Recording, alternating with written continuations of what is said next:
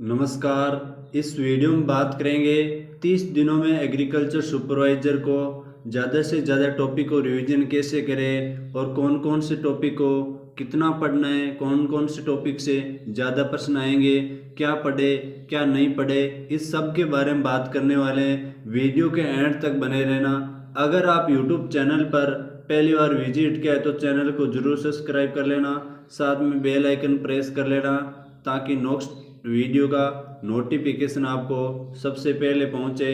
इसके लिए आपको ज़रूर सब्सक्राइब करना है। और सबसे पहले बात करें तो अभी एग्रीकल्चर सुपरवाइज़र के लगभग आपके 30 दिनों के बाद आपका एग्ज़ाम है और इस 30 दिनों में एग्ज़ाम में आपको ज़्यादा से ज़्यादा बेटर करने के लिए ज़्यादा से ज़्यादा टॉपिकों का रिवीजन करना होगा। इसमें सबसे पहले बात करें तो आखिरी 30 दिनों में कैसे करें तैयारी। कृषि पर्यवेक्षक भर्ती 2023-24 में एग्ज़ाम होने वाला है। 4 फरवरी 2024 को आपका एग्ज़ाम होगा। इसके अंदर बात करें कौन से टॉपिक से कितने प्रश्न आएंगे, क्या पढ़े क्या नहीं पढ़े, इस सब के बारे में बात करेंगे। वीडियो के एंड तक बने रहना और वीडियो का पूरा देखना, तभी आपको समझ में आ गए, नहीं तो बीच में स्किप करोगे तो वीडियो समझ में नहीं आएगा आपको। सबसे पहले बात करें तो इस वीडियो के अंदर यही चीज़ें बात करेंगे और क्या पढ़ा है क्या नहीं पढ़ना है और कितने घंटे कौन से सब्जेक्ट को कितने कितने घंटे पढ़ना है, सब डिटेल से बात करेंगे। सबसे पहले बात करें तो कृषि विज्ञान के अंदर आपके कौन कौन से वेटेज है। परीक्षा की सबसे पहले आपको रणनीति की पता होनी जरूरी है।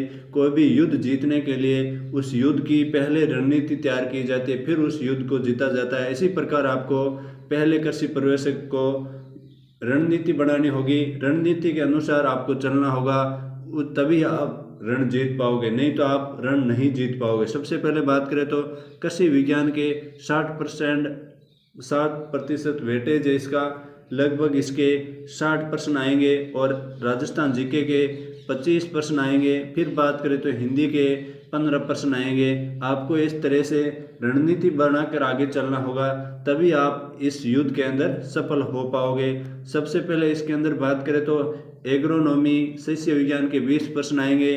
वो लगभग फसलों की बात करें तो 31 फसलों की संख्या है, उसमें से आपको 5 से 6 नंबर के क्वेश्चन मिलेंगे। फिर बात करें तो सामान्य कृषि से संबंधित जितने भी इंस्टीट्यूट है या अदर जो सामान्य एग्रीकल्चर से संबंधित क्वेश्चन बनते हैं वो तैयार करने, वो 5 से 6 क्वेश्चन आपके आएंगे इस एग्जाम के अंदर। फिर बात करें तो मृदा विज्ञान उर्वरक पोषक तत्व राजस्थान की मृदा शरण के।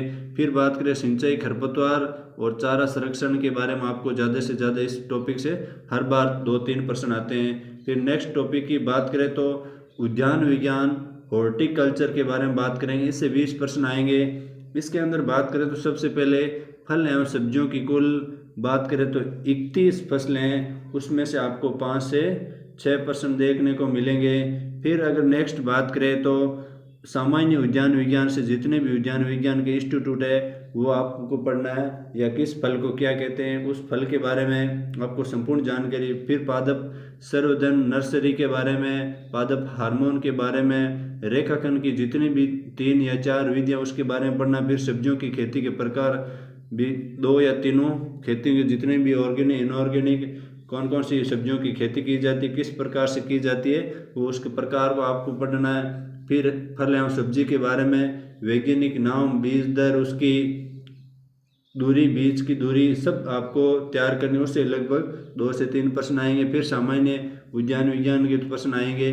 फिर नेक्स्ट बात करते हैं हॉर्टिकल्चर की बात हो गई।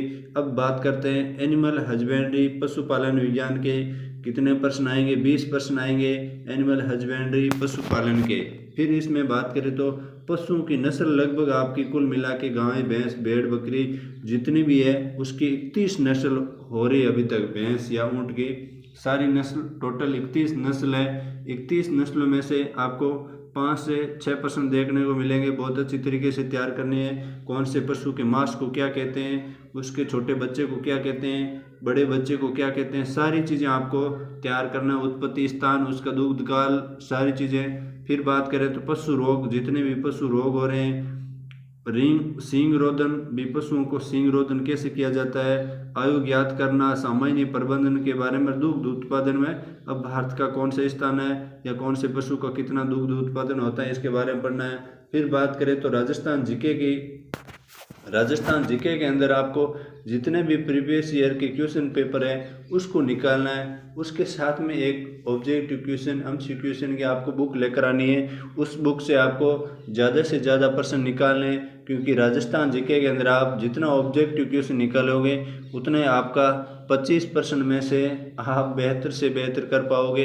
25% बहुत इंपॉर्टेंट रखते हैं। आपको कुल कट ऑफ करेक्ट करने के लिए 85% आपको राइट 100 में से करके आना है, तभी आप कट ऑफ करेक्ट कर पाओगे। फिर बात करते हैं हिंदी के बारे में। हिंदी से कितने क्वेश्चन आएंगे, हिंदी से प्रश्न आएंगे 15। वही आपको प्रीवियस ईयर के जितने भी पेपर हो रखे हैं उसके ज़्यादा से ज़्यादा क्वेश्चन आपको सोल्व करना है और इसी तरीके की रणनीति से आपको आगे बढ़ना है। इसके अलावा आपका कोई भी डाउट हो तो वो कमेंट बॉक्स में कमेंट करके ज़रूर बताना, क्योंकि मैं आपका कोई भी डाउट हो उसकी तुरंत रिप्लाई देने की कोशिश करूंगा।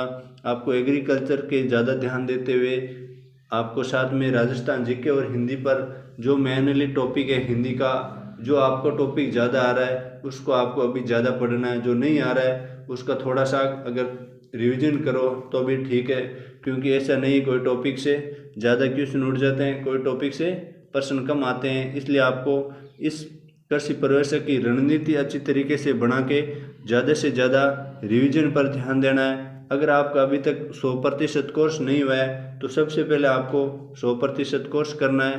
100% कोर्स होने के बाद में आपको हर प्रत्येक सब्जेक्ट को 2 से 3 घंटे देकर आपको पढ़ाई करनी है। 2 से 3 घंटे प्रत्येक सब्जेक्ट को। अगर बात करें तो एग्रीकल्चर से ज़्यादा आ रहा है उसको 2 घंटा दे दो। फिर राजस्थान जीके अगर आपका कमज़ोर है उसको भी 2 घंटा दे दो। फिर बात करें हिंदी को 2 घंटा दे दो। कुल घंटे आपके 6 घंटे हो गए। और अगर भी अभी तक आपके पास टाइम बच रहा है तो प्रत्येक को 1-1 घंटा शाम को रिवीजन में और दे दो। और भी बच रहा है तो शाम को MCQ जो आपने आज टॉपिक पढ़ा है उस टॉपिक से सब जितने भी टॉपिक से बन रहे हैं MCQ प्रश्न वो आपको रिवीजन करना होगा। रिवीजन करते करते आपको वो टॉपिक पूरा कर लेना है। प्रत्येक सब्जेक्ट अगर कम से कम 2 से 3 घंटे आपको ज़रूर पढ़ना। जो अगर आपका सब्जेक्ट कमज़ोर है उसको ज़्यादा पढ़ना है। फिर जो सब्जेक्ट आपका कमज़ोर नहीं है मजबूत है उसको 2 घंटा कम से कम पढ़ना और ज़्यादा से ज़्यादा रिवीजन करना है। MCQ प्रश्न निकालने और ऑब्जेक्टिव प्रश्न के द्वारा ही आपका अच्छी से बेहतर कर पाओगे। इसके अलावा आपको कोई भी डाउट हो वो कमेंट बॉक्स में कमेंट ज़रूर करना। अभी तक आप YouTube चैनल को सब्सक्राइब नहीं किया तो सब्सक्राइब कीजिए और साथ में वीडियो को लाइक और शेयर करना ना भूलें। और मिलते हैं नेक्स्ट वीडियो में। वीडियो को पूरा देखने के लिए धन्यवाद।